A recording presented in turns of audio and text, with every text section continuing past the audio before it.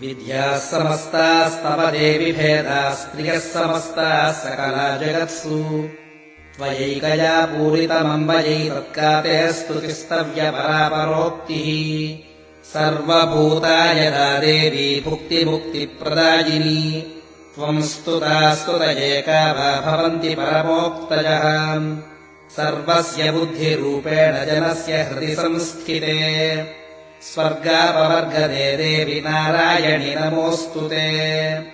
कलाकाष्ठादिरूपेण परिणामप्रदायिनी विश्वस्योपरतौ शक्ते नारायणि नमोऽस्तु ते सर्वमङ्गलमाङ्गल्ये शिवे सर्वार्थसाधिके शरण्ये त्र्यम्बके गौरि नारायणि नमोऽस्तु ते सृष्टिस्थितिविनाशानाम् शक्तिभूते सनातनी गुणाश्रये गुणमये नारायणि